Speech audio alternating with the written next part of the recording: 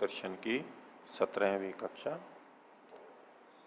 योग दर्शन के प्रथम पाद समाधि पाद में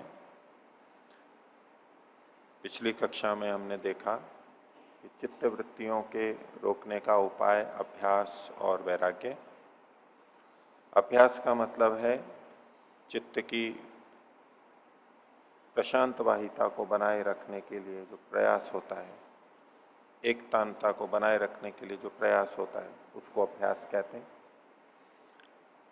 और वो अभ्यास दीर्घ काल तक होना चाहिए, निरंतर होना चाहिए और सत्कार पूर्वक होना चाहिए। तो अभ्यास का विषय पीछे हुआ था, आज आगे वैराग्य का विषय चलेगा। पिछले पाठ में से किन्हीं को पूछना हो तो। ओम आचार्य जी, जैसे हम मन में कुछ विचार करते हैं तो उसका हम अनुभव ही करते, साथ के साथ जानते भी है। उसका अनुभव भी करते हैं, जानते हैं, ठीक है। तो जो हमारा जानना हो रहा है वो प्रत्यक्ष जान के उसमें प्रत्यक्ष प्रमाण में आएगा क्या? नहीं, इसको प्रत्यक्ष प्रमाण में नहीं कहते हैं यहां की दृष्टि से। कि हमने जो विचार किया,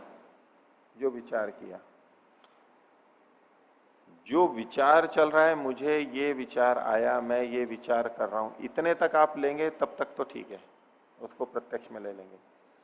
लेकिन वो विचार किसी विषय में होगा,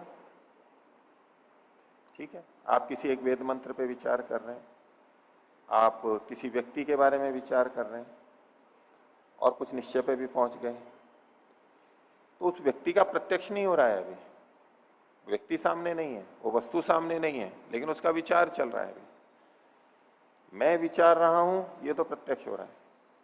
मन में एक विचार है, ये भी प्रत्यक्ष है। लेकिन जिस वस्तु के बारे में विचार चल रहा है उसका भी प्रत्यक्ष नहीं हो रहा है। प्रत्यक्ष कभी था, उसके बारे में कुछ सुना, शब्द प्रमाण किया, अभी तो विचार कर रहा हूं केवल। अब ये उस वस्तु के बारे में प्रत्यक्ष नहीं कहलाएगा। वृत्ति के बारे में कह सकते हैं कि हाँ, मेरे में अभी ये वृत्ति है, ये विचार है, उतने तक इसको प्रत्यक्ष में ले सकते हैं। तो जो वो बात आई थी कि स्मृति से स्मृति उत्पन्न होना, तो उसमें ऐसा था कि हम कोई विचार किए पहले, उसको हम दोबारा आगे जाके सोचे कि हमने ऐसा विचारा था, तो प्रत्यक्ष किया था उस समय, तभी हम प्रत्यक्ष किया था उसका, उस स्मृति का। हाँ, तो जिस समय स्मृति कर रहे थे तब किस विषय की स्मृति की थी? स्मृति विषय की प्रधानता वाली होती है। किस विषय की स्मृति की थी? उस वस्तु की, किसी अन्य वस्तु की। और मैं स्मृति कर रहा हूं, ये तो प्रत्यक्ष हो ही रहा है। स्मृति किसी दूसरे विषय की थी, तब तो ये स्मृति वृत्ति में ही आएगा। लेकिन मैं स्मृति कर रहा हूं, ये जो प्रत्यक्ष है, ये इतना अंश तो प्रत्यक्ष कहलाएगा, आंतरिक प्रत्यक्ष कहलाएगा ये। और फिर उस स्मृति की स्मृति आ रही है। अब स्मृति की स्मृति क्या आ रही है? कल मैंने उस व्यक्ति का स्मरण किया था। अब फिर वो वस्तु अगर आ रही है, वो व्यक्ति आ रहा है, तो स्मृति ही है। और आपने स्मृति जो प्रत्यक्ष की थी कि मैं स्मरण कर रहा हूं, उसका विस्मरण कर रहे हैं, तो ये फिर अपने आप में स्मृति बन गई। और अब जो स्मृति हो रही है कि मैं पिछली स्मृति का स्मरण कर रहा हूं, ये जो प्रत्यक्ष अनुभूति हो रही है, ये तो प्रत्यक्ष में आ चला जाएगा वृत्ति का। इसलिए सांख्य दर्शनकार ने जो प्रत्यक्ष की परिभाषा की है, यत संबंध सिद्धम, संबंध से सिद्ध हो रही है। तदाकार रोल लेके उस वस्तु का ज्ञान हो रहा है। यदि वृत्ति का ही ज्ञान कर रहे हैं तो वृत्ति का प्रत्यक्ष हो रहा है, स्मृति वृत्ति का उस समय प्रत्यक्ष हो रहा है। लेकिन स्मृति जिस चीज की कर रहे हैं उसका प्रत्यक्ष नहीं हो रहा है। हो गया? हाँ। और जो प्रमाण के बारे में जो लक्षण दिखाए थे, इंद्रिय प्रणाली के चित्त से बाह्य वस्तु पर आगा, तो वहां ये बाह्य वस्तु वाली बात कैसे घटाएंगे? जो हम तो वृत्ति का प्रत्यक्ष नहीं घटेगी। बाह्य वस्तु मतलब बाहर की वस्तुओं के लिए ही लिया है, तो इंद्रियों की प्रणालिका से। यहां बाह्य वस्तुओं के लिए एक सीमित अर्थों में लिया है वहां पर भाष्यकार ने। आंतरिक प्रत्यक्ष है, उसको सीधे सीधे वहां नहीं ले सकते।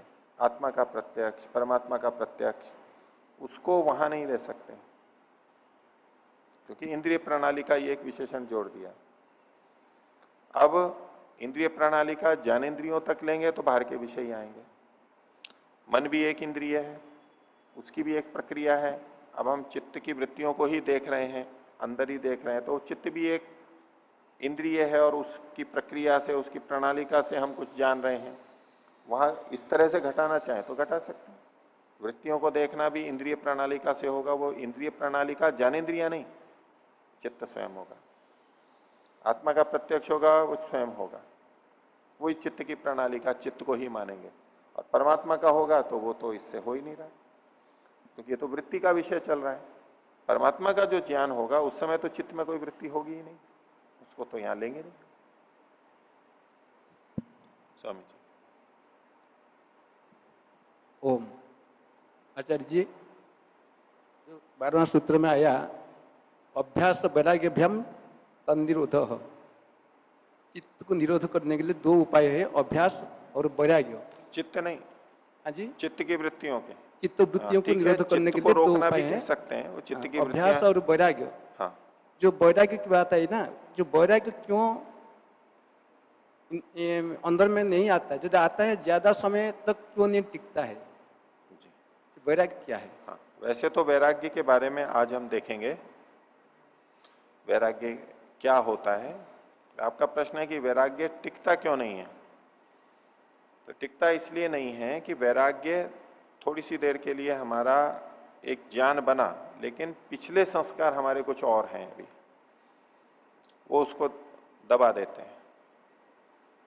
अभी का वैराग्य, थोड़ा सा ज्ञान किया, थोड़ा वैराग्य हुआ, वो एक ऊपर ऊपर से आया है, थोड़ी मात्रा है। और पीछे जो अवैराग्य है वो बलवान है। तो जिसमें भार अधिक होगा वो तराजू का पलड़ा नीचे चला जाएगा, भारी हो जाएगा। तो संस्कारों का जो ज्ञान है हमारा, संस्कार जैसे हैं यानी अवैराग्य के संस्कार हैं, उसी तरह का ज्ञान हमारा है, वो अभी भारी है। वो भारी है तो वो दबा लेगा उसको। जब हम प्रयत्न करके थोड़ा सा उठा लेते हैं वैराग्य को तो उठ जाता है, लेकिन बाद में फिर अधिक देर तो हम रख नहीं सकते, तो वो अवैराग्य के संस्कार फिर उठ जाएंगे और वो दबा लेंगे। ये वो है जो प्रयत्न करके हमने रोक के रखा है। इसको आप यूं समझिए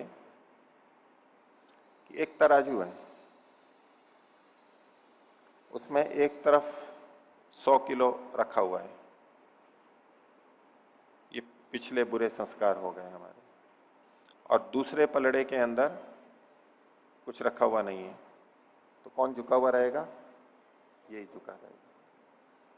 अब ये दूसरा कब झुकेगा? कब झुक सकता है? जब या तो इधर 100 किलो या 100 किलो से ज्यादा भार हो तो झुकेगा, या कम है तो इधर 100 की बजाय जो ये झुका हुआ है 100 को हमने कम कर दिया, 25, 30, 20, 10 ऐसा कर दिया, और इधर जितना है अधिक है तो झुकेगा, झुक जाएगा ना। इसके अलावा भी झुक सकता है। और भी कोई उपाय है? तराजू को नीचे दबा देंगे। आप श्रुतपूर्व हो इसलिए आप बोल रहे हो। ये धुलास में थे सांख्य दर्शन वाले, वहां एक दिन ये विषय था।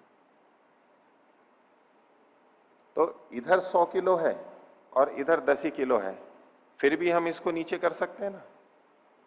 कैसे कर सकते हैं? उस तराजू को, पलड़े को पकड़ के यूं दबा के खींच लेंगे। खींच सकते हैं नहीं? ठीक है। कितनी देर तक? कब तक?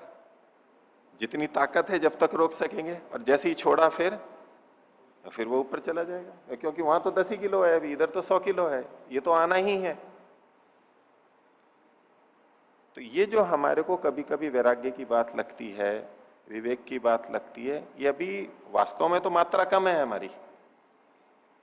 विवेक वैराग्य की मात्रा तो कम है, 10 किलो की तरह से, लेकिन अभी हमने चूंकि प्रयत्न भी साथ में जोड़ रखा है, उसको उभार रखा है, तो वो कुछ देर हमारे को प्रतीत होगा कि हाँ ये भारी हो गया।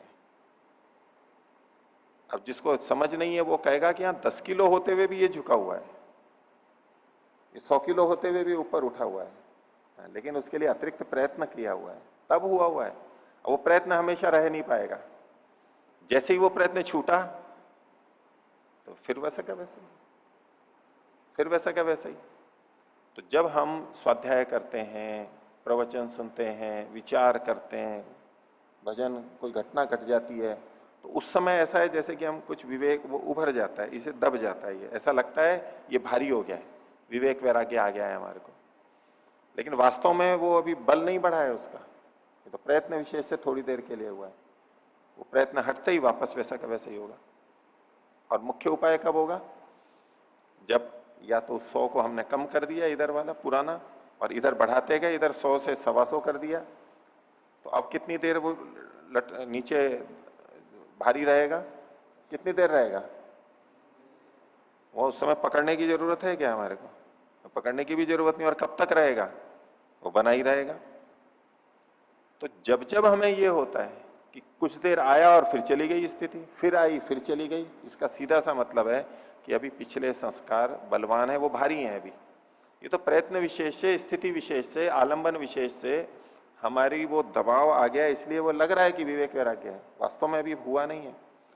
जिस दिन विवेक वैराग्य बढ़ जाएगा पिछले संस्कारों की अपेक्षा, उस समय वो हमेशा बना रहेगा।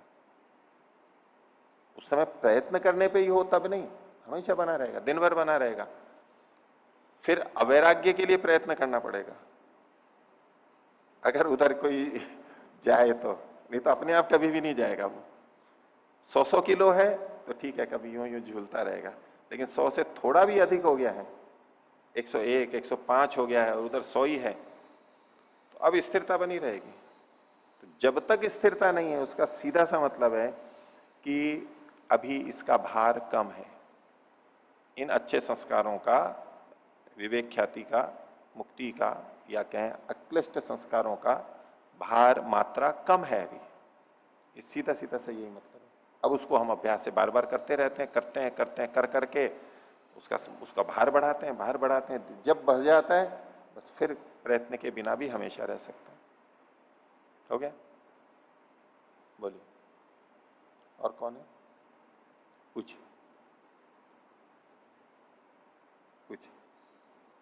ओम।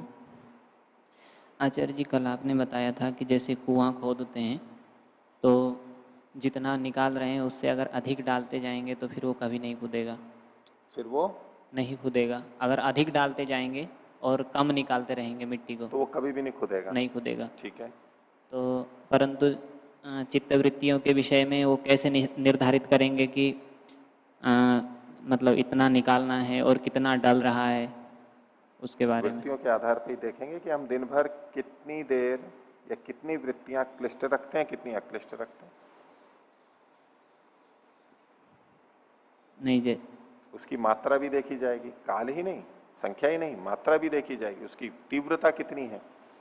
क्योंकि क्लिष्ट या अक्लिष्ट वृत्तियों की तीव्रता भी अलग अलग होती है। तीव्रता अलग अलग। मान लो क्लिष्ट वृत्तियां है हल्की हल्की, थोड़ी थोड़ी थोड़ी थोड़ी थोड़ी थोड़ी है, जैसे कि 1-1 रुपया हो, और अक्लिष्ट वृत्ति तीव्र है, मान लो 100 रुपया हो, इधर 1-1 करके 100 बार रुपए दिए और इधर एक साथ ही 100 रुपए दे दिए, तो एक वृत्ति से भी हो जाएगा। उसकी मात्रा अधिक है, तीव्रता अधिक है, इसके ऊपर निर्भर करता है। तो ये हमें पता ही लगेगा कि हम दिन में कितनी देर अक्लिष्ट स्थिति में रहते हैं, कितनी क्लिष्ट में रहते हैं, कितनी वृत्तियां अक्लिष्ट की उठाते हैं, कितनी क्लिष्ट की अक्लिष्ट की कितनी कितनी उठाते हैं, वृत्तियां कितनी उठाते हैं, उनकी तीव्रता कितनी है। जब हमारे को अपनी वृत्तियों का अच्छी तरह से आकलन होने लगेगा, हम देखते रहेंगे, तो पता लग जाता है कि मेरी अधिकतर किस में जा रही है। क्लिष्ट अक्लिष्ट का पता लग जाएगा। ये वृत्तियों को समझने से ये बात आएगी समझ में। अपने पे देखेंगे मेरी अभी कौन सी वृत्ति चल रही है, धीरे धीरे आदत पड़ जाती है देखने की। अभी ये वृत्ति है, अभी ये वृत्ति है, और ये भी क्लिष्ट है या अक्लिष्ट है, उसको देखने से पता लग जाता है। नहीं, फिर भी पूरा पूरा पता चल जाएगा कि जैसे हम आधा आधा घंटा करते हैं सुबह शाम, तो उतने समय में दिन भर में जितना भरता है उससे अधिक निकल रहा है कि नहीं निकल रहा है, तो उसकी एक पैमाना कुछ ये देखना होगा कि वो आधा आधा घंटे में क्या कर रहे हैं। आधा आधा घंटे बैठ तो रहे, पर उस समय कितनी गंभीरता है, विवेक ख्याति की स्थिति, वैराग्य की स्थिति कितनी है। एक तो ये बात। दूसरा, आपके कथन से यूं आ रहा है जैसे कि आधा आधा घंटे तो हम खाली करते हैं और बाकी दिन भर भरते रहते हैं। बाकी दिन भर भी तो खाली करते रहते हैं।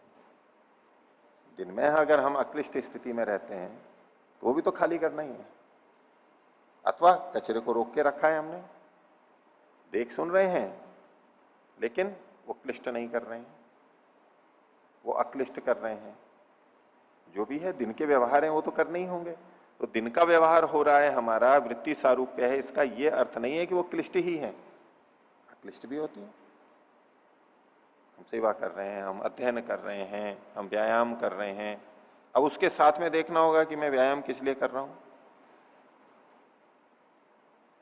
मैं अध्ययन किस लिए कर रहा हूं। अगर वहां पर वही ऐष्णाएं जुड़ी हुई हैं, भी धन मिलेगा, यश मिलेगा, संतानें मिलेंगी, कुछ कुछ ऐसे लौकिक चीजें लक्ष्य बने हुए हैं, तो ये क्लिष्ट वृत्ति बनी हुई है उन्हीं कार्यों को करते हुए। तो इसका मतलब है कचरा ज्यादा भर रहा है। और यदि इन कार्यों को करते हुए अक्लिष्टता है कि मैं संसार के भोगों के लिए ये नहीं कर रहा हूं, स्वस्थ रहने के लिए कर रहा हूं, साधन भी जुटाऊंगा तो मुक्ति में इसका उपयोग करूंगा, उसके अनुकूल स्थितियां बनाऊंगा, इसलिए वो कर रहा है, अक्लिष्ट चलता रहेगा। भले ही बाह्य वृत्ति है, भले ही व्युत्थान दशा है, लेकिन वो अक्लिष्ट स्थिति में जाएगी। तो ये केवल ये अक्लिष्टता केवल ध्यान उपासना में ही हो ऐसा नहीं, दिन भर के व्यवहार में भी होती है। कुल मिला के देखना है वृत्ति का, कैसी वृत्तियां हमारी चल रही हैं। हाँ जी, ये तो समझ में आया जी कि बाहर से जो पढ़ रहा है उसको रोक सकते हैं, लेकिन जैसे अंदर पड़ा हुआ है तो यहाँ पर तो जैसे तसले से मिट्टी निकालते हैं, तो उसमें कैसे मतलब बाहर निकाला जाएगा? बाहर कैसे निकालेंगे? जो अंदर है उसको अंदर का कैसे ठीक करेंगे? हाँ वो जी। तो अभी चल रहा है, शास्त्र अभी तो प्रारंभ हुआ है। अभी वृत्तियों का थोड़ा सा रूप आया है, अभ्यास वैराग्य से रोका है बस उसको। वो अंदर संस्कारों पे कैसे काम कर रहे हैं वो आगे आएगा ना, विस्तार से आएगा, उसके बारे में चर्चा करेंगे। अंदर का कैसे खाली हो, अभी तो केवल वृत्ति के स्तर पर रोकने की बात है, हो रही है, वृत्तियां रोकने की बात हो रही है, जिससे कि संस्कार बनते हैं। और जो संस्कार बने हुए हैं वो कैसे रुकने वाले हैं, वो सब आएगा, बीच बीच में आएगा, चौथे पाद में भी आएगा, उसका पूरा आएगा। पूरा समाप्त होने के बाद में भी, अगर योग दर्शन समाप्त होने के बाद भी अगर इस प्रश्न का समाधान नहीं हो पाए, आपको ऐसा लगे तो फिर पूछ लेना। और कोई पूछे? हाँ बोलो, आप बोलो, बोलो। हाँ जी, दूसरा प्रश्न है, सतु दीर्घ काल नैरंतर्य, इसमें एक श्लोक आता है, शय्यासनस्थोथ पथि व्रजन्वा स्वस्थ परीक्षीण वितर्क जाल। हाँ जी, तो उस श्लोक में जैसे कि सोते हुए भी और पथि व्रजन्वा चलते हुए भी वो स्वस्थ होता है, हाँ, तो उसको निरंतरता नहीं कह सकते कि वो हर समय स्वस्थ हो रहा है? हो सकता है ना। निरंतर का मतलब प्रतिक्षण भी उस स्थिति के लिए तो ले सकते हैं ना।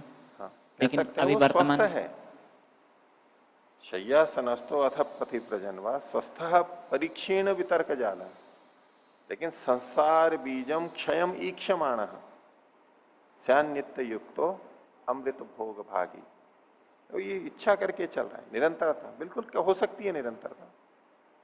मैंने, मेरे कहने का ये तात्पर्य नहीं था कि हर समय नहीं हो सकता है, लेकिन निरंतरता में कम से कम कितना निरंतरता हम मानेंगे, मैं उस बिंदु पे केंद्रित था कि निरंतरता का मतलब हर समय। अब मान लो कोई हर समय नहीं कर पा रहा है, हर समय कोई नहीं कर पा रहा है, तो वो क्या कहेगा कि मेरा दृढ़ भूमि हुआ या नहीं हुआ, और मेरा अभ्यास ठीक चल रहा है या नहीं चल रहा है।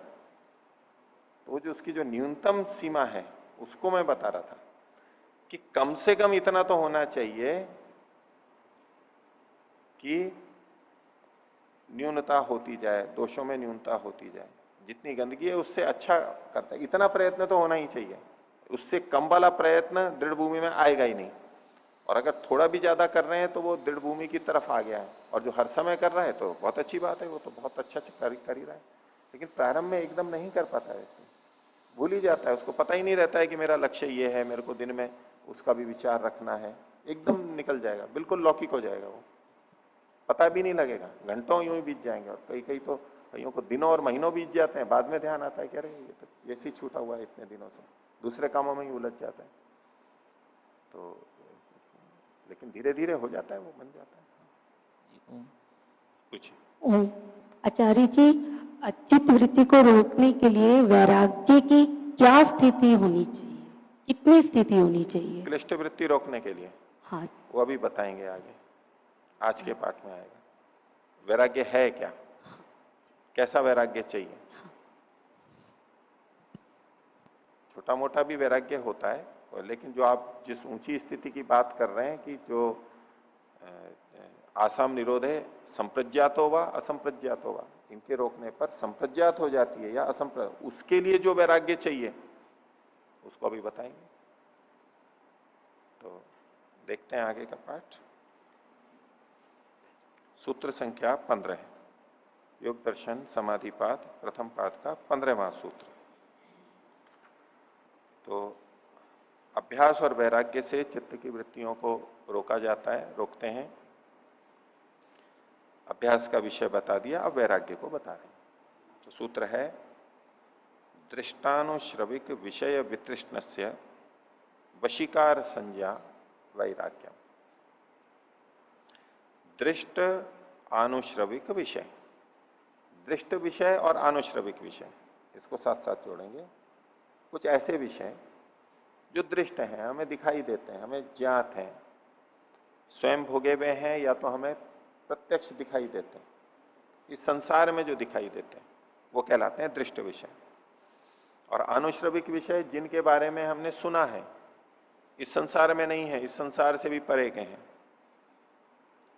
अगले जन्मों के हैं, या हमें ज्ञात नहीं है, बिल्कुल भी किसी को भी ज्ञात नहीं है सामान्य रूप से मनुष्यों को, वो अदृष्ट विषय कहलाते हैं।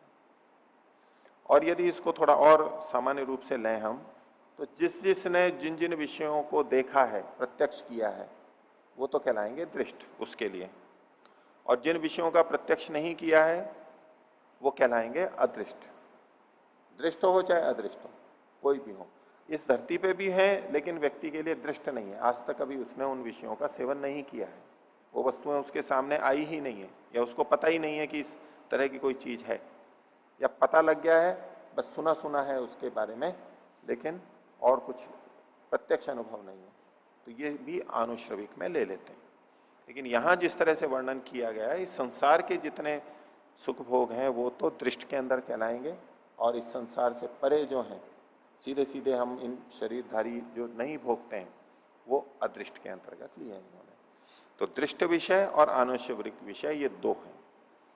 इन विषयों से वितृष्णस्य, जिसकी वितृष्णा हो गई है, ऐसे उसकी, तृष्णा कहते हैं लालसा, गर्धा, इच्छा, प्यास, तृष्णा प्यास को बोलते हैं, पिपासा, पीने की इच्छा, भी ये मेरे को मिले, प्राप्त हो, ये जो एक मन में भावना रहती है और उसका अभाव, विपरीत हो जाना, उसको कहते हैं वितृष्णा।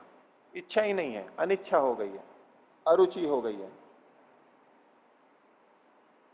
उसको वितृष्णा कहते हैं। तो दृष्ट और आनुश्रविक विषयों के प्रति जो वितृष्ण हो गया है, उसकी तृष्णा लालसा बिल्कुल नहीं रही है, ये वैराग्य के लिए बताया जा रहा है। कोई भी विषय, कोई छूटेगा नहीं इसमें। दृष्ट के सारे सारे भोग आ गए, संसार के जितने भी छोटे बड़े हैं वो, और आनुश्रविक विषय, वो सब उनके प्रति जिसकी वितृष्णा हो गई है। हमारे को वितृष्णा कैसे होती है, किससे होती है? वितृष्णा हमारे को हो जाती है ना कई चीजों पे, किसी व्यक्ति से हो जाती है, किसी घटना से हो जाती है, किसी स्थान से हो जाती है, किसी भोजन के पदार्थ से हो जाती है, वितृष्णा हो जाती है, ग्लानि जैसा भाव आ जाता है, उसकी तरफ भोगने की इच्छा ही नहीं करती, उसको प्राप्त करने की इच्छा नहीं करती है, उसकी तरफ देखने की इच्छा नहीं करती है। तो जैसे कि हम कोई गंदगी हो, दुर्गंध हो, विभत्स चीज हो, तो उस तरफ हम देखना नहीं चाहते, हटना चाहते हैं, वितृष्णा हो जाती है उससे। तो ऐसा, तो दृष्ट और आनुश्रविक विषयों से वितृष्ण जो हो गया, और उसमें भी वशीकार संज्ञा, वशीकार का मतलब है स्वाधीन होना, बिल्कुल नियंत्रण में आना, ऐसी संज्ञा, सम्यक ज्ञान, अनुभूति जो हो जाती है, उसको वैराग्य कहते हैं। ये जो वितृष्णा है, ये कैसी हो जाएगी? वशीकार में हो जाएगी, अपने वश में हो जाएगी। कभी कभी आएगी वो नहीं, कभी आ गई तो ठीक है, वो एक उसका प्रारंभ है, ऐसा कह सकते हैं। लेकिन पूरा अपने वश में हो जाना है, ये मेरे पूरे नियंत्रण में आ गया, ये जब अनुभूति बन जाती है, इसको वैराग्य कहते हैं। इसको, ये प्रथम स्तर का वैराग्य है, अपर वैराग्य। दूसरा वैराग्य ऊंचा वाला आगे कहेंगे। ये उस वैराग्य की बात है जिससे संप्रज्ञात समाधि लगती है। बाकी जो हमारा छोटा मोटा वैराग्य होता है जीवन में, किसी ने घर छोड़ दिया, हम कहते हैं वैराग्य हो गया है। कोई वस्तु छोड़ दी, हम कहते हैं इसको इससे वैराग्य हो गया है। एक अंश में कह सकते हैं वैराग्य, लेकिन यहां उस वैराग्य की बात नहीं। उतने उतने थोड़े थोड़े वैराग्य से ये स्थिति जो चित्तवृत्ति निरोध है या एकाग्र स्थिति है, जिसको ये कहना चाहते हैं समाधियां जो कहना, वो उतने मात्र से नहीं आती है। उसके लिए ये वशीकार संज्ञा वाली बात भी आनी चाहिए, नियंत्रण की बात आनी चाहिए। तो सूत्र में जो दृष्ट विषय कहे अदृष्ट विषय कहे उसको व्यास जी खोल करके बता रहे हैं। दृष्ट विषय क्या है, उसके उदाहरण दिए। स्त्रिय अन्नपानम ऐश्वर्यमेति दृष्ट विषय वितृष्णस्य। पुरुषों के लिए स्त्रियां, स्त्रियों के लिए पुरुष, दोनों का ग्रहण यहां पर हो सकता है। अन्नपान जो भी हम खाते पीते हैं, ये दो अधिक सुख के विषय हैं, अधिक आकर्षण के विषय हैं। तो पहला स्त्री या पुरुष, और दूसरा जिह्वा का खाना और पीना, और इससे आगे का ऐश्वर्य। ऐश्वर्य मतलब किसी भी चीज की वृद्धि, धन संपत्ति, पद प्रतिष्ठा, गुणों का, कि मेरे बहुत अच्छे ये गुण हो जाएं तो लोग अच्छा कहेंगे, इत्यादि जो बातें होती हैं। स्वामित्व है, मेरे पास इतना स्वामित्व है, इतना मेरे पास धन धान्य है, इतनी जमीन है, इतने घोड़े आदि हैं, इतनी गाड़ियां हैं, इत्यादि जो ये है, ये ऐश्वर्य। तो स्त्रिय अन्नपानम ऐश्वर्यम इति दृष्ट विषय, ये इनको दृष्ट विषय में लिया क्योंकि दिखाई देते हैं, हमारे इस जीवन में दिखाई देते हैं। इन दृष्ट विषयों में वितृष्णा से, जिसकी वितृष्णा हो गई है ऐसे की, ये एक भाग है। अब यहां दुनिया में जो कुछ भी है उसमें कुछ बचा नहीं है। ये तीन चीजें लिखी हैं, लेकिन इसमें सब चीजें आ गई, सभी चीजें आ गई हैं। इसमें अन्नपान यानी रसना के बारे में कहा गया, तो सुगंध भी सारी आ गई, रूप भी सारा आ गया, शब्द भी सारे आ गए। जो भी अपने पांच ज्ञानेंद्रियों के विषय हैं जिनसे हम सुख ले सकते हैं, भौतिक चीजें, वो सारे के सारे इसके अंतर्गत आ गए। इनके प्रति वितृष्णा जिसको हो जाए, लालसा नहीं रहे, कामना नहीं रहे कि ये मेरे को मिले, प्राप्त होनी चाहिए, जितनी प्राप्त है उससे और अच्छी प्राप्त होनी चाहिए, कामना बनी रहती है इनकी दिन भर की, कैसे मैं इनको प्राप्त करूं, कैसे प्राप्त करूं, उसके लिए वो सोचता रहता है, उसके लिए वो प्रयत्न करता रहता है। सुख की दृष्टि से, सुख की दृष्टि से इनको पाना, इनको लक्ष्य बनाना, ये अगर चल रहा है तो ये अभी वैराग्य नहीं है। तो दृष्ट विषयों के प्रति जिसकी वितृष्णा हो गई है, एक पहला कदम। आनुश्रविक विषय के लिए आगे खोल रहे हैं। स्वर्ग वैदेह्य प्रकृति लयत्व प्राप्त आनुश्रविक विषय वितृष्ण से। आनुश्रविक में यहां तीन शब्द लिखे हैं इन्होंने, एक है स्वर्ग, दूसरा वैदेह्य विदेह स्थिति, और तीसरा है प्रकृति लयत्व प्रकृति लय स्थिति। ये तीन चीजें। स्वर्ग जिसको यहां ये कह रहे हैं वो भी सुख विशेष ही है, लेकिन यहां नहीं है, दृष्ट नहीं है वो हमारे को। जैसे कि स्वर्ग कामो यजेता इत्यादि वर्णन शास्त्र में मिलते हैं। अब यहां जिस स्वर्ग की बात की गई है वहां तात्पर्य उनका है कि जो इस जन्म के बाद में प्राप्त होता है, यहां नहीं प्राप्त हो रहा है, अभी इस जन्म में नहीं हो रहा है, मृत्यु के बाद में फिर जो स्थितियां प्राप्त होती हैं उनको स्वर्ग में, वो जो सुख विशेष है, हो सकता है वो यहीं पर ही हो इस धरती पे, लेकिन इस जन्म के बाद में होने हैं। जो ऐसा करेंगे तो ये हो जाएगा, ऐसा करेंगे तो ये हो जाएगा, उनके प्रति भी यदि कामना है तो वो भी वैराग्य नहीं कहलाएगा। इसके प्रति भी वितृष्णा जिसकी हो गई है, क्योंकि कई बार ये देखा जाता है कि व्यक्ति स्वर्ग के लिए और कई चीजों के लिए, ऊंची स्थितियों के लिए इस संसार की चीजों से अलग रहता है। यहां संसार की दृष्ट विषयों के प्रति आकर्षण नहीं रहेगा, लेकिन अगले जन्म में मेरे को ये चीजें मिल जाएं, स्वर्ग मिल जाए, ये उसके मन में भावना रहेगी, तो ये भी वैराग्य में नहीं आएगा। तो स्वर्ग के प्रति भी जिसकी वितृष्णा हो गई है, ऐसा। और फिर दो शब्द हैं वैदेह्य और प्रकृति लय। ये आगे अभी सूत्र में भी आएंगे। असंप्रज्ञात समाधि के दो भाग किए गए थे, भव प्रत्यय और उपाय प्रत्यय, अभी आएगा ही शीघ्र ही इसी पाद में। तो भव प्रत्यय किनकी होती है, तो विदेह और प्रकृति लयों की भव प्रत्यय स्थिति बनती है। और वहां तात्पर्य दिया गया है भाष्यकार ने कहा है कि वो मुक्ति के जैसा अनुभव करते हैं, मुक्ति जैसा अनुभव करते हैं, यानी सुख वो ले रहे होते हैं वहां पर कुछ समय तक। तो ये भी बहुत ऊंची स्थितियां हैं। विधेय और प्रकृति लय को बहुत ऊंची स्थिति माना गया है। जैसे स्वर्ग को भी ऊंची स्थिति मानेंगे, दृष्ट विषयों की प्राप्ति उतनी ऊंची स्थिति नहीं है जितनी स्वर्ग की प्राप्ति, उसको और ऊंचा माना जाता है। इसी तरह से विधेय और प्रकृति लय भी सांसारिक सुखों से बढ़कर की चीजें, उसका यहां पर ग्रहण किया गया। तो स्वर्ग, विधेय और प्रकृति लय, ये जो आकर्षण होते हैं, ये मुझे मिल जाए, उसकी लालसा बनी हुई है, तो भी अभी वैराग्य नहीं है। तो इन विषयों के प्रति, आनुश्रविक विषयों में भी जिसकी वितृष्णा हो गई, इन विषयों के प्रति भी जो राग से रहित हो गया है, ऐसे उसकी, तो दृष्ट और आनुश्रविक अब कुछ छोड़ा ही नहीं है इन्होंने। जो हमने देखा है और जो सुना है वो सारे के सारे आ गए, सबके प्रति वितृष्णा हो गई, ये वैराग्य के अंतर्गत आएगा। और तब वृत्ति निरोध होगा, नहीं तो इन्हीं से संबंधित वृत्तियां उठती रहेंगी। ध्यान करेंगे, दिन में जब भी कुछ करेंगे तो सांसारिक विषयों की अगर किसी की नहीं उठ रही है तो ये स्वर्ग, वैदेह, प्रकृति लय, योग की सिद्धियां, उनके प्रति उसकी कामनाएं बनती रहेंगी, उसका सोचता रहेगा वो, ये हो जाए, वो हो जाए इत्यादि, वो भी बंद हो जाएगी, तब उसकी वृत्तियां रुकेंगी। क्योंकि राग के विषय हैं तो वहां वृत्तियां जाएंगी, चित्त जाएगा, विचार वहां करेंगे ही, हम उसी को सोचते रहेंगे, उसके उपाय सोचते रहेंगे, उसमें समय लगता रहेगा। तो दृष्ट और आनुश्रविक विषय को इन्होंने खोला। अब आगे जो कहा वशीकार संज्ञा, इसमें अपने वश में स्थिति है, वो क्या है, उसको व्यास जी खोल रहे हैं। उसमें कुछ विशेषणों को इन्होंने दिया है। तो पहला कहा दिव्य दिव्य विषय संयोगे अपि, ये जो वितृष्णा है ये कब, दिव्य और अदिव्य विषयों का संयोग होने पर भी। दिव्य का मतलब है बहुत श्रेष्ठ, जो देवताओं के लिए उपयुक्त है, देवताओं को जो प्राप्त है, सामान्य मनुष्यों को प्राप्त नहीं है। हम किसी सामान्य घर में रहते हैं, तो कोई बहुत भव्य महल, मकान, सुंदर, रत्न जटित, बहुत ऐसा मिल जाए तो हम कहेंगे तो दिव्य भवन है, हमारे को कल्पना में नहीं आता ऐसा अच्छा घर, हमें कल्पना में नहीं आता ऐसा अच्छा भोजन, दिव्य भोजन है। ऐसे सेवक, ऐसे स्त्री पुरुष जिसकी हम कल्पना नहीं कर सकते, इतने अच्छे, तो उनको कहेंगे दिव्य, बहुत श्रेष्ठ। और अदिव्य जो सामान्य है,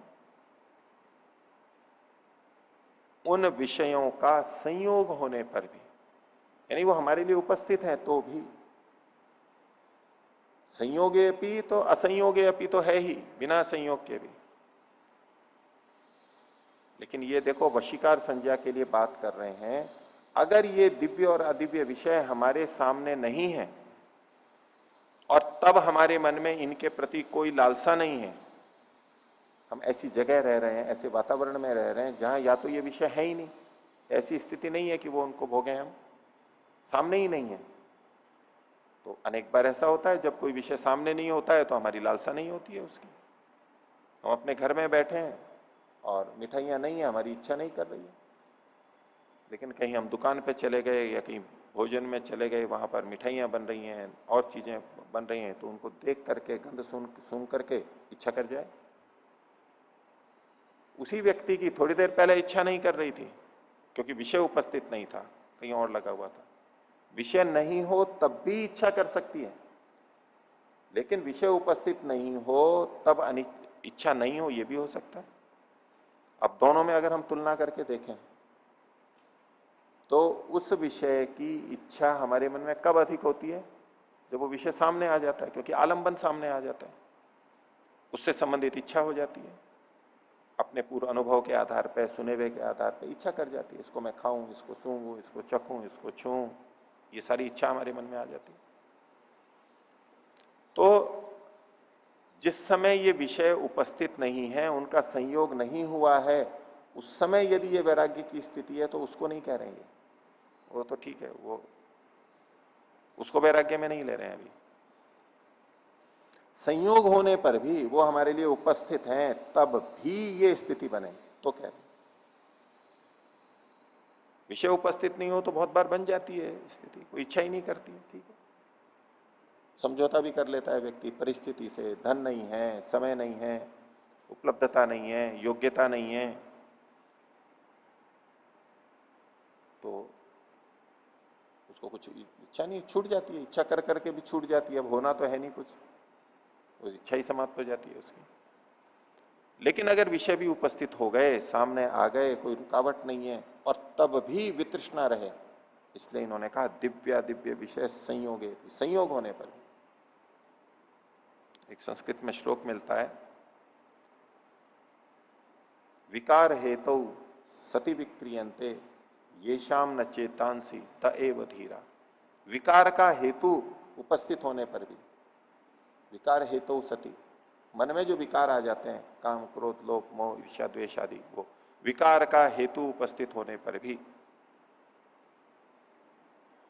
विक्रियंते न चेतांसी, जिनके चित्त विकृत नहीं होते, ताएव धीरा, वही वास्तव में धीर है, वही वैसे योगी है, वही इस वैराग्य की स्थिति में।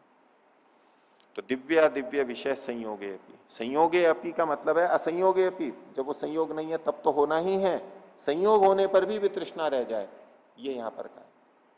क्योंकि ये तो जिस वैराग्य की बात कर रहे हैं, बहुत ऊंचे की बात कर रहे हैं। नहीं तो बहुत बार हो जाता है, व्यक्ति अकेला एकांत में रहता है, सोचता है अब इन विषयों की इच्छा ही नहीं रही, मेरे को कामना ही नहीं रही, शुरू शुरू में मन में विचार आते थे, अब धीरे धीरे हो गए और मैंने शांत कर लिया है, और वो सोचता है कि मैं ठीक हो गया, वैराग्य की स्थिति प्राप्त हो गई। एक छोटा भाग है।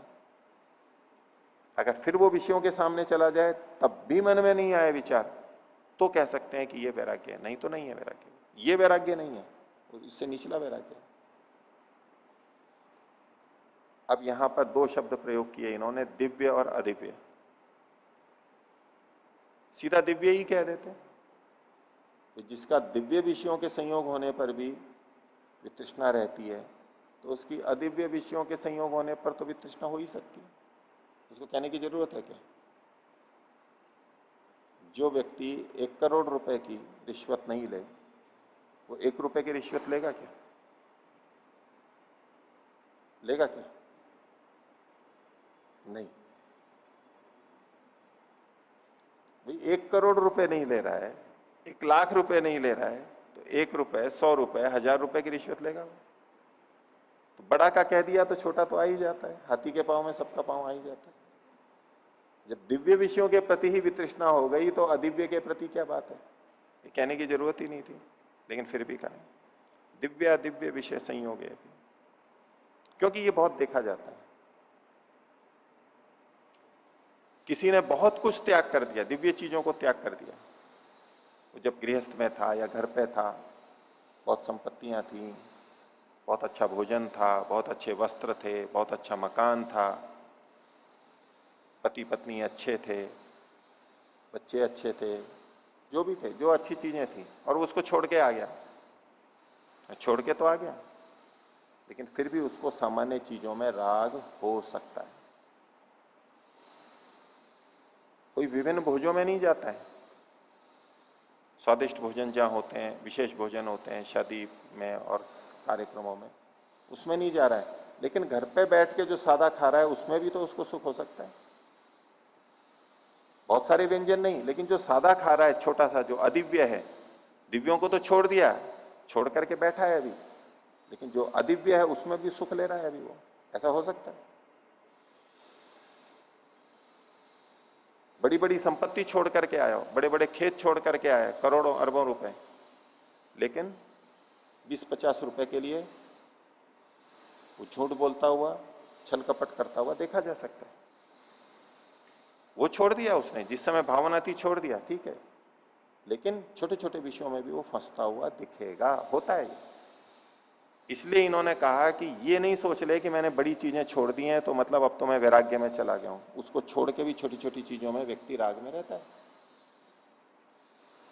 उसने उनको छोड़ा है, किस लिए छोड़ा है? वो कोई अन्य कारण है, छोड़ दिया। सुंदर वस्त्र पहनने छोड़ दिए, लेकिन अपने सामान्य वस्त्रों के प्रति भी उसको राग हो सकता है, आकर्षण हो सकता है। महंगे महंगे जूते छोड़ दिए, लेकिन खड़ाऊ के प्रति राग हो सकता है उसका, और चीजों के प्रति हो सकता है, ऐसा ही छोटी छोटी चीजों के प्रति हो सकता है। तो इसलिए अदिव्य शब्द भी जोड़ा है। कोई ये ना सोच ले कि मैंने बड़ी बड़ी चीजें छोड़ दी हैं तो अब मैं तो वैराग्य की स्थिति में हूं, मैं छोटे में मेरे को क्या राग होगा। बिल्कुल हो सकता है, सामान्य चीजों में भी उसको हो सकता है। इसलिए दोनों का होना आवश्यक है। परीक्षण हमारे को दोनों का करना चाहिए। दिव्य चीजों को हमने छोड़ दिया है, अच्छी बात है, तो अदिव्य है उनके प्रति भी ये वितृष्णा होनी चाहिए। इसलिए दिव्य और अदिव्य दोनों को पाठ किया है। दिव्यों को छोड़ दिया है ये इस बात की गारंटी नहीं देता, निश्चय नहीं कराता कि अदिव्य के प्रति भी वैराग्य है उसको। इसलिए दोनों का लेना आवश्यक है। तो दिव्य अदिव्य विषय संयोग है, संयोग होने पर भी अब इन वस्तुओं का दिव्य अदिव्य का संयोग होगा तो क्या होगा, व्यक्ति उपभोग करेगा। उपभोग किससे करेगा, शरीर से करेगा। खाएगा, सूंघेगा, छुएगा, सुनेगा, ये शरीर से होंगी, ज्ञानेंद्रियां हैं, ज्ञानेंद्रियों के माध्यम से बाहर क्रियाकलाप दिखेंगे उसके।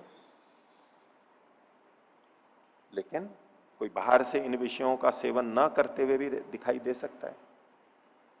तो शरीर से इन चीजों से रुक गया है, ये इतना मात्र वैराग्य नहीं है। इसलिए उन्होंने आगे कहा चित्तस्य, चित्त की बात कर रहे हैं, शरीर की तो बात ही छोड़ दो। यहां पर शरीर से इनसे कोई रुका हुआ है, इतने मात्र से कोई सोचे कि मेरे को वैराग्य हो गया है, मैंने 1 साल से, 10 साल से, 20 साल से इन विषयों को छोड़ दिया है, 50 साल से इन विषयों को छोड़ दिया है, तो मेरे को वैराग्य हो गया है, ये वैराग्य का लक्षण नहीं है। इस वैराग्य का वो छोटा वैराग्य उतने स्तर पे है कि कम से कम शरीर से छोड़ा, वो भी अच्छी बात है। मन में विचार आ रहा है, मन में वृत्ति उड़ जाती है संस्कारों के कारण, लेकिन शरीर से छोड़ दिया, ये भी बहुत बड़ी बात है।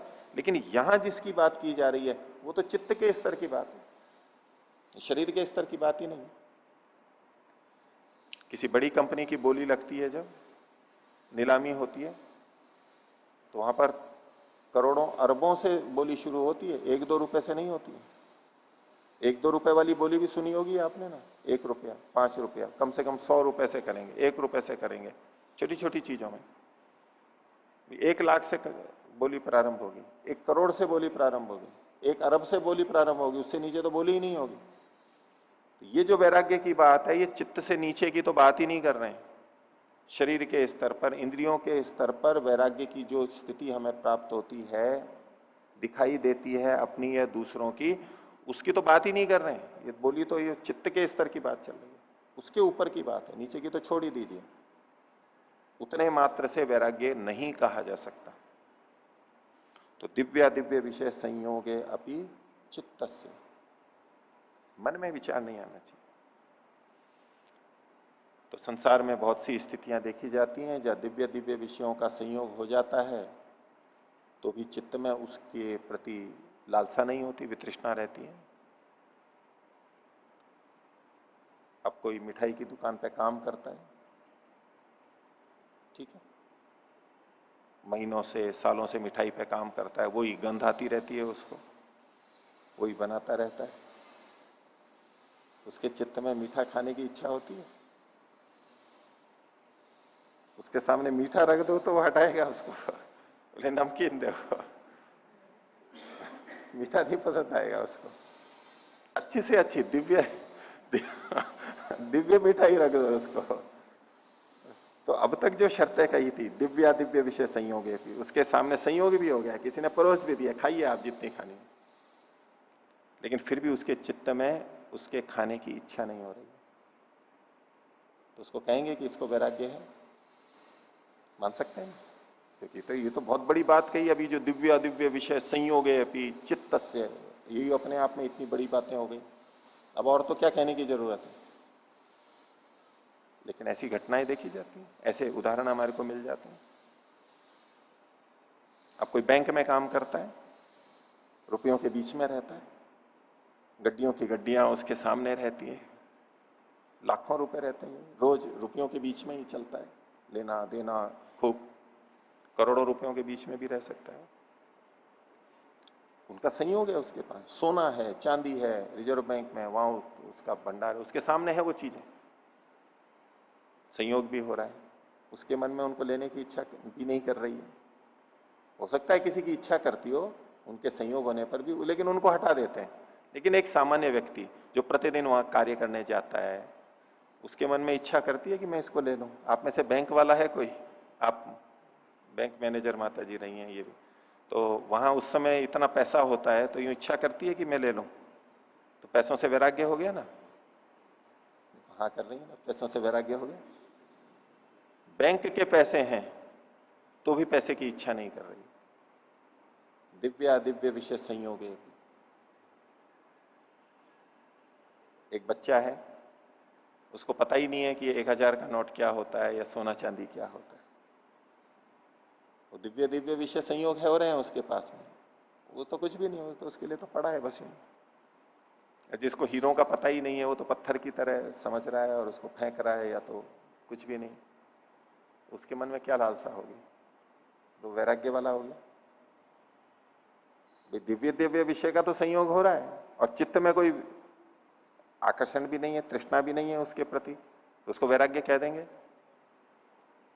यद्यपि अपने आप में बहुत बड़ी बातें बताई जा चुकी हैं, दिव्य दिव्य विषय संयोगे अपि चित्त से, तो हमें लगेगा कि ये तो बस ऐसी स्थिति में पहुंच गया कोई, तो अब तो वैराग्य आ गया उसको। बोले नहीं, इतने मात्र से बात नहीं बनेगी, इसके साथ साथ एक शर्त और जुड़ेगी। तो कहा विषय दोष दर्शनी, विषयों में वो दोष देख रहा हो और तब वितृष्णा हो तो। अब वो दोष तो देख ही नहीं रहा है कुछ, वैसे ही बस इच्छा नहीं है उसको। विषयों में दोष दिखना चाहिए, ये हानिकारक है मेरे लिए, तब तो वो होगा, नहीं तो नहीं। ऐसे ही बस वितृष्णा है, हमारे को उस वस्तु का ज्ञान ही नहीं है, बोले इच्छा नहीं कर रही है, तो बोले वैराग्य हो गया। देखो ये तो चला जा रहा है और यहां देखो रत्न पड़े हुए थे, तो बड़ा विरक्त व्यक्ति है, इसको धन की कामना ही नहीं है, ऐसा हम निर्णय नहीं निकाल सकते। उसको पता ही नहीं है ये क्या विषय, इसका क्या मूल्य है। तो उस विषय का दोष उसको दिखना चाहिए। अब विषय का दोष दिखे उससे पहले ये आवश्यक है ना कि विषय भी दिखना चाहिए। ये विषय है, इसका ये आकर्षण है, इसका ये सुख है, इससे ये लाभ मिल सकता है, इससे ये उपयोगिता हो सकती है, इससे ये साधन मिल सकते हैं इत्यादि, कुछ उसका जो आकर्षक भाग है वो दिखना चाहिए, और तब अब वो दोष देखेगा तो कह सकते हैं कि इसको वैराग्य, ये वाला वैराग्य। ठीक है। अब जो विषयों में दोष भी देख रहा है और दिव्य दिव्य विषय का संयोग भी है और चित्त में भी उसके प्रति तृष्णा नहीं हो रही है, तो उसको तो वैराग्य कह लेंगे। कह लेंगे या नहीं, ये कुछ और भी कहना है बाकी? ये तो बहुत ऊंची बात हो गई, विषय में दोष भी देख लिए उसने। तो बैंक में आप रुपए क्यों नहीं लेते थे? रुपए क्यों नहीं लेते थे बैंक के? बैंक में इतने रुपए रहते थे ना आपके पास में, आप बैंक मैनेजर रही हैं, तो आपके पास में इतने रुपए रहते थे, क्यों नहीं लेते थे? बैंक में करोड़ों अरबों रुपए रहते हुए भी वो अपना नहीं था, वो बैंक का था। नहीं, अगर ले तो सकते हैं, ले लें तो क्या होता? ले तो सीधा टर्मिनेट, ले लें तो वो पकड़ में तो आएगा पकड़ ना। में आएगा, पकड़ में आएगा तो क्या होगा? नौकरी से बाहर। नौकरी से बाहर है, जो रुपए मिल रहे थे वो भी नहीं मिलेंगे और जेल की हवा खाएगा, मुफ्त में जेल होगी। विषयों में दोष देख रहे थे ना, तभी तो नहीं लिए। तो विषय में दोष भी देख रहे हैं। और वो जो हलवाई है, वो जो मीठा खाने की इच्छा नहीं कर रहा है, वो विषय में दोष देख रहा है नहीं देख रहा है? देख रहा है। क्यों नहीं खा रहा है वो? उसका कारण क्या है?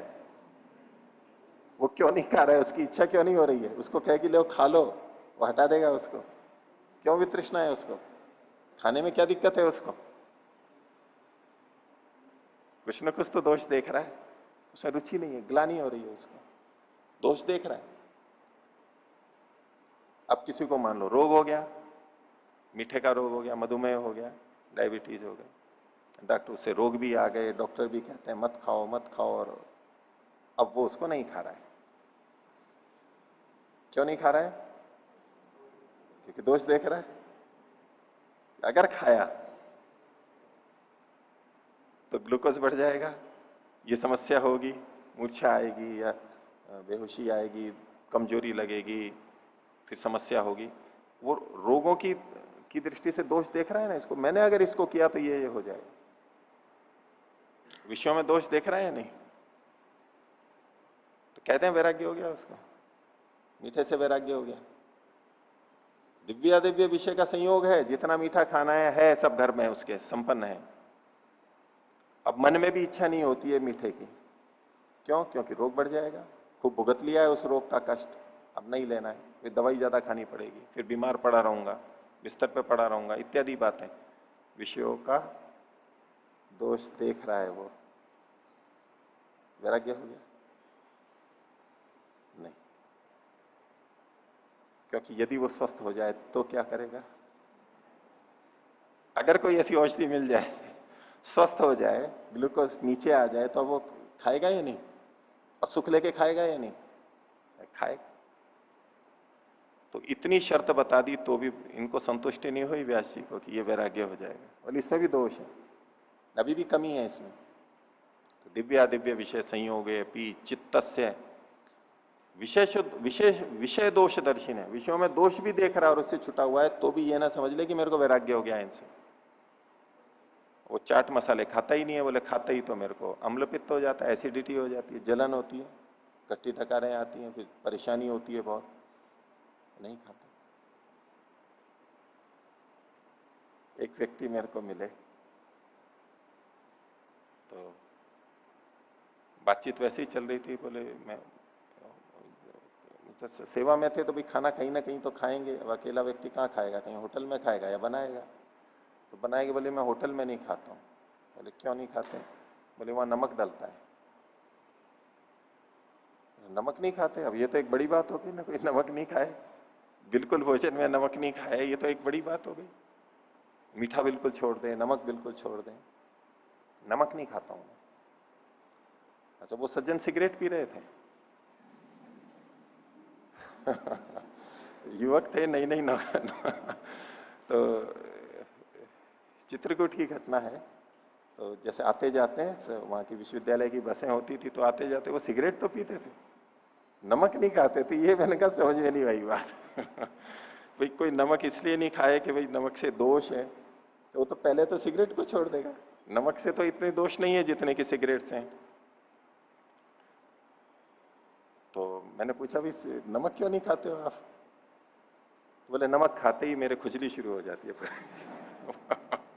पूरे शरीर में एलर्जी है नमक से, यानी सूजन आ जाती है, लाली आ जाती है, कुछ ऐसा चमड़ी का रोग उनका होगा और वो बड़ा भयंकर हो जाता है। यानी उसके लिए वो दवाई लेते थे और करते थे।